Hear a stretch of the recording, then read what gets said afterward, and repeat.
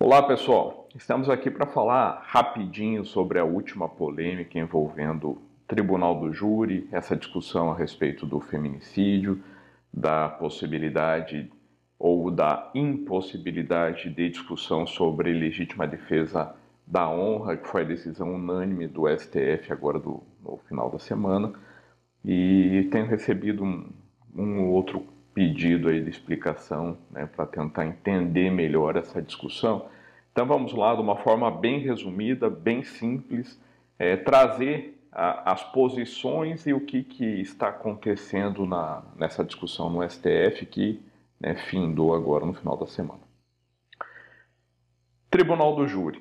Tribunal do Júri, nós temos um princípio, um dos mais importantes do Tribunal do Júri, que vai falar sobre a soberania dos vereditos. Qual que é a ideia? No Tribunal do Júri não é o juiz de direito que julga, né? No plenário do júri, quem julga são os julgadores de fato, o conselho de sentença, o Tribunal do Povo, são aquelas pessoas sorteadas para compor o conselho de sentença aqui no Brasil, 7 pessoas de conduta ilibada que vão, de acordo com as provas apresentadas no plenário do júri, decidir se o autor, a autora do fato, praticou aquele fato e se existe, né, prova de autoria, de materialidade, e se aquilo ali é crime. Então quem vai decidir é o próprio povo, a própria sociedade. Cabe ao juiz de direito dosar a pena, discutir, né, analisar questões de direito questionadas em plenário, mas quem julga se o fulaninho é culpado ou é inocente é o plenário do júri. A partir desse princípio da soberania dos vereditos, a gente começa a ter essas discussões, né? E o que nós temos de corrente? Nós temos uma corrente questionando esse posicionamento do STF, dizendo não, o STF não pode proibir ou não poderia proibir as teses viáveis para a defesa e não poderia impedir que o jurado decida de acordo com a sua convicção íntima. O julgamento do júri ele é bem diferente nesse sentido, porque ao contrário do juiz de direito, que ele decide e tem que justificar o seu convencimento, né, detalhar a motivação do seu julgado, no júri não, né, essa convicção é íntima. Então a gente vê muita gente boa, muitos advogados, professores, né, profissionais do direito, juízes, promotores, discutindo essa celeuma, e a gente vê bastante gente batendo na tecla de que eu limitar teses no plenário do júri, eu impedir essa apreciação pelo conselho de sentença, eu estaria ofendendo a soberania do júri, portanto não deveria haver nenhum tipo de limitação. Essa é uma corrente, né? Eu particularmente discordo, mas é uma corrente bastante forte, né, que a gente escuta aí dos professores. Em contrapartida, eu tenho uma outra corrente dizendo, não, peraí, né? Nem tudo é permitido. Eu tenho limites da legalidade. Eu tenho um mínimo de restrições, né? Eu tenho que fazer um sopesamento até onde pode ir, né? A liberalidade ela não é plena, não existe direito absoluto pleno na nossa Constituição, né? Ela precisa ser sopesada de acordo com as outras diretrizes da Carta Constitucional. Qual que era o entendimento do Supremo, né? A gente tinha decisões reiteradas do Supremo dizendo que o plenário do Tribunal do Júri decidindo e havendo uma decisão contrária à prova dos autos, né, um julgamento, uma sentença contrária à prova dos autos, o judiciário poderia anular esse julgamento, ou seja, não cabe ao judiciário reformar uma sentença do júri, um julgamento do júri, né? Dizer, não, o júri absolveu, mas tem prova sim, eu vou condenar, né? O tribunal decidir pela condenação. Isso não poderia, soberania dos vereditos, o que pode é anular esse julgamento e devolve para o conselho de sentenças para reapreciar. Se manter, por exemplo, uma absolvição, tudo bem, absolveu, a gente anulou, né? O judiciário anulou, vai julgar de novo, absolveu de novo, assunto resolvido. Por quê? A gente tem uma fiscalização judicial, mas deve ser observada a soberania dos vereditos. Como eu disse, em havendo um julgamento absolutamente contrário ao que tem nos autos, né, o judiciário pode anular esse julgamento e determinar novo julgamento. Qual a grande discussão recente a respeito do tema? A gente tem, depois que o ministro Fux assumiu a presidência, a gente tem o HC 178777 de Minas Gerais, onde o acusado, né, ele confessa a tentativa de homicídio da mulher e a primeira turma do STF disse, não, peraí, soberania dos vereditos. Se o conselho de sentença absolveu, não cabe ao judiciário rever. A condenação contrária à prova dos autos deve ser revista. Né? Aquela pessoa que foi condenada e a prova não é suficiente para uma condenação, o judiciário deve dizer julgue de novo para ver se realmente vocês têm certeza disso. No caso da absolvição, né, essa nova formação da primeira turma disse não. Na verdade, se for absolutório, não cabe ao judiciário mandar julgar de novo. Absolveu, absolveu. E daí a gente abriu espaço para esse tipo de discussão. Né? Então, já que é uma soberania, aspas, plena, o júri absolveu, assunto definido, está absolvido.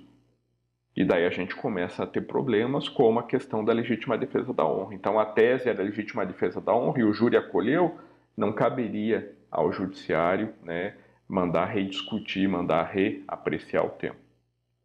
Mais um precedente é o HC 107.906, agora de São Paulo, a relatoria agora do ministro Celso de Mello, dizendo que, isso tudo agora, né, final de 2020,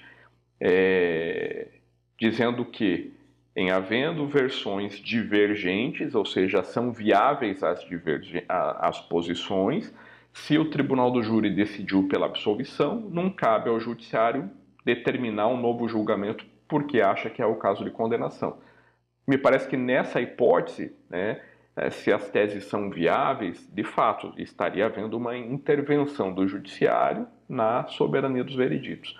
Agora, naquelas hipóteses onde a prova é grotesca pela condenação, o acusado é confesso, né, a vítima dá detalhes, tudo é demonstrado e mesmo assim se absolve, eu tenho um julgamento contrário à prova dos autos. Ah, mas e a soberania dos vereditos? Né? A soberania é como se fosse um princípio absoluto.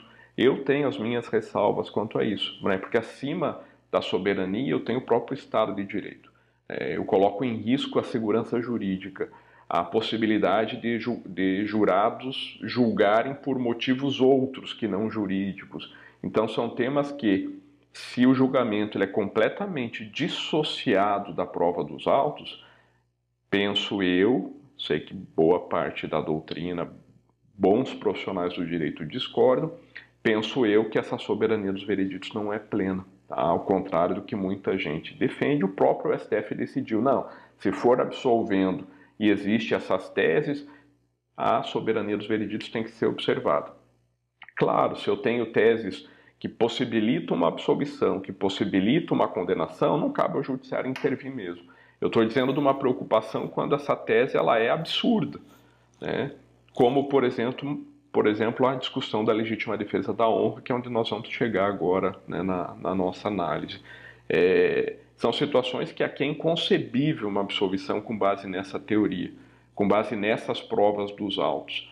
E daí ainda assim o judiciário, né, vai endossar esse comportamento, sequer com uma nova formação, com uma nova tentativa de julgamento, né? Ou seja, está muito claro que o julgamento é contrário à prova dos autos, eu coloco em xeque o Estado de Direito, eu coloco em xeque o senso de justiça, eu coloco em perigo a possibilidade de autotutela, né? Dando um aval para que condutas violentas sejam praticadas ao arrepio da lei, mas o Conselho de Sentença aceitou assim. Né? Então eu tenho que ter um olhar mais adiante, não só ali para o fato concreto.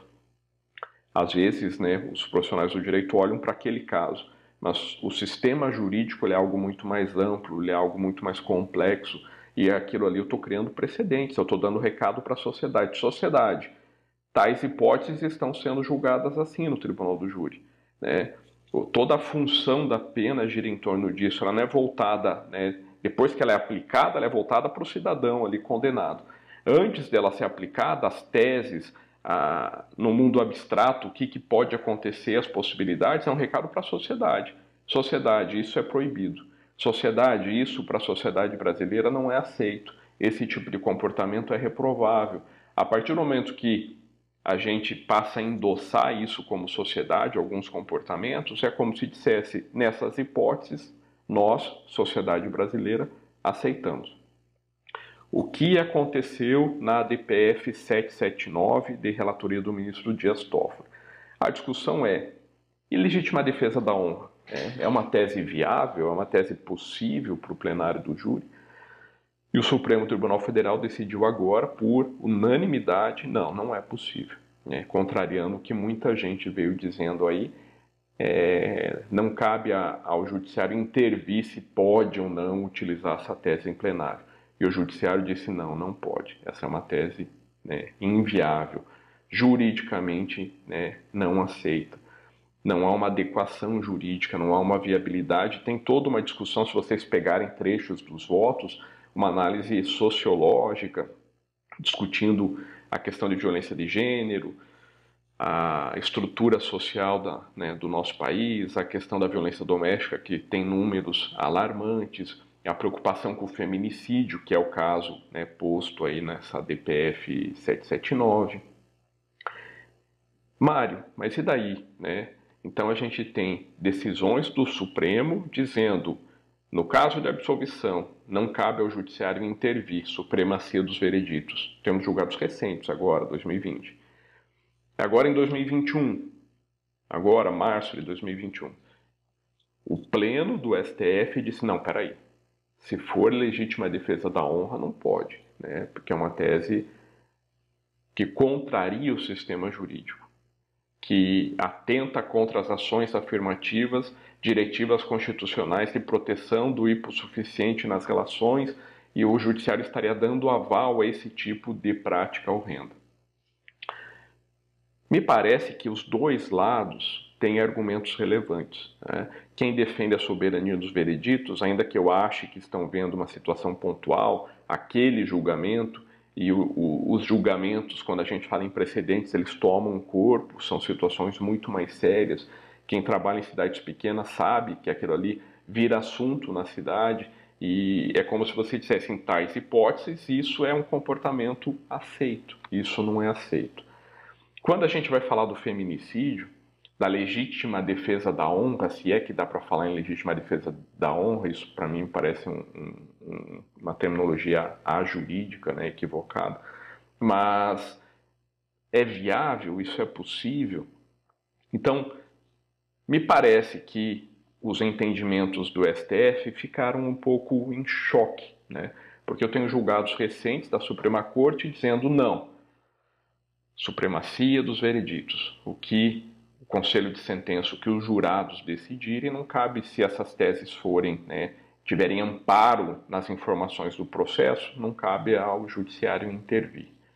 Teria que ser algo muito absurdo, e ainda assim há quem discuta que mesmo assim, absolver porque ele é corintiano.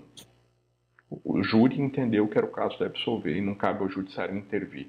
Não concordo, mas há muita gente que defenda essa convicção, essa teoria. No julgado agora, de março, agora de anteontem, no plenário virtual, o Supremo disse, peraí, nem tudo é permitido. E daí tem um caso de um feminicídio, uma discussão onde é possível eu falar em legítima defesa da honra, e o Supremo disse não. E daí fala das questões afirmativas, da necessidade de proteção da mulher, dos números alarmantes no país, que o judiciário não pode ser conivente com isso, e que nesse tipo de tese acolhida pelo júri, ela não é válida. Sequer isso pode ser debatido em plenário, no que dizem que estaria atrofiando a plena defesa no tribunal do júri. Também não concordo. Mário, mas qual que é a tua posição academicamente falando? Me parece que de fato ficou estranho, o que o STF passou a decidir como a soberania dos vereditos quase que plena, mais ampla, e agora com uma limitação firme quanto à questão da soberania dos vereditos, porque essa tese ela não é viável, ela não é juridicamente viável. Eu, particularmente, penso que legítima defesa, você utilizar dos meios moderados, dos meios possíveis ali naquele momento, a uma atual agressão, Eu não vejo como você enquadrar isso como legítima defesa da honra, né? Eu já vi bons juristas dizendo, não, mas fala em legítima defesa, não fala que tem que ser a integridade física. E a honra pode ser uma integridade emocional, psíquica e etc. Peraí, mas uma agressão atual, mas é que ela expunha ele ao ridículo quando ela tinha relacionamentos extraconjugais, ou seja, não é atual, isso já aconteceu, né? Os meios são moderados, são razoáveis? Será que isso é o que a sociedade entende como possível? Não, mas aquela pessoa, naquela situação, para ele era possível. Então a gente está dando aval que você pode matar por se achar ofendido, né? Então, me parece que é um raciocínio de que não é viável tecnicamente uma legítima defesa da honra. No século XXI, falar em legítima defesa da honra me parece algo, né, concordo aí plenamente com o STF, me parece algo absolutamente, né, deslocado do sistema jurídico posto do mundo contemporâneo que quer uma sociedade mais justa, mais igualitária. Tá? E tecnicamente, juridicamente, não vejo como enquadrar legítima defesa da honra na exculpante da tese de legítima defesa. Se eu pegar o 25 do Código Penal, não tem como da leitura ali tirar que é possível matar por questão de honra. Posso falar em privilégio, posso falar em atenuante, agora falar em norma permissiva para matar alguém, me parece que juridicamente não é possível. Então a gente vem com um trabalho de décadas tentando transformar o júri em não mais um ambiente que antes se falava que era um ambiente teatral, alguns até de uma forma pejorativa, né? Falavam do júri como um circo, onde se julgava algo às vezes completamente separado do justo. Isso não se aceita mais, né? Hoje em dia os profissionais do direito, promotores, juízes, advogados, defensores, cada vez mais trabalham de uma forma mais técnica no tribunal do júri. E o tribunal do júri é algo sério, né? A gente está julgando o crime por excelência, quando uma pessoa tira a vida da outra. É algo muito sério, é algo que não tem como retornar ao status quo. Talvez seja o maior, o crime dos crimes, né? Como dizia Nelson Gri, o crime de sangue, um crime muitas vezes de ódio, que envolve paixões, etc. É algo muito caro para a sociedade. Então, à medida que eu tenho situações extremamente relevantes, eu tenho que ter uma visão extremamente relevante, uma visão do todo, da sociedade, e não só daquele julgamento. Quando eu falo em legítima defesa da honra, eu não estou falando que a acolhida dessa tese é só para o Joãozinho, é só para o Pedrinho ali do processo. Eu estou mostrando para a sociedade que esse tipo de definição de aceitação é viável, né? Então, o que o STF disse é: não, legítima defesa da honra não existe. Essa tese não é juridicamente possível. Tá? Então, claro que aparentemente isso choca quando eu digo que, não, soberania dos vereditos, absolveu, absolveu. Aí diz, não, mas espera aí, mas também não é bem assim. Não, se for teses juridicamente impossíveis, aí não cabe. Tá? Então, nós temos que pegar todas as informações, e isso a gente vai buscar na jurisprudência, nos precedentes da Suprema Corte, e tentar extrair. Tá? Então, como eu falei, eu tenho dois precedentes, o 107 e 906, barra São Paulo, 178 777, barra Minas, né, que são julgados recentes falando da supremacia, que não cabe um novo julgamento porque o réu foi absolvido, não cabe o judiciário intervir. E agora eu tenho a DPF, né, arguiçando descumprimento de preceito fundamental, 779, dizendo, não, peraí, legítima defesa da honra, não. Né? Não tem base jurídica para falar em absolvição por legítima defesa da honra. Porque os elementos do 25 do Código Penal não possibilitam você ser autorizado a matar alguém porque você acha que tua honra foi ofendida. Entenderam? Então nós temos soberania dos vereditos defendida pelo Supremo e agora eu tenho a DPF dizendo, olha, soberania dos vereditos, sim. Ela é absoluta? Não. Né? Se esse julgamento for fora da aceitação jurídica, se a tese jurídica não tiver enquadramento típico, não pode, com base nisso, se absolver, e nós colocamos em risco, né, o sistema jurídico, o Estado de Direito, inclusive situações onde o que se espera é uma sociedade mais justa e o judiciário estaria dando aval para se mata por questão de honra, se mata porque acha que nesse caso aí, né, no caso concreto, porque a mulher gerou uma situação e daí o homem, na sua propriedade que ele teria sobre a mulher, pode matar. Tá? Então, foi mais ou menos isso que o Supremo quis colocar um obstáculo, dizendo esse tipo de tese não vai ser aceita. Ok? Espero que tenha, né, colaborado. A gente tem profissionais do direito experientes que nos acompanham, a gente tem acadêmicos que nos acompanham, então tentar trazer essas nuances, né, do Tribunal do Júri e qual que é a discussão por trás desse debate todo. Tá ok? Até a próxima.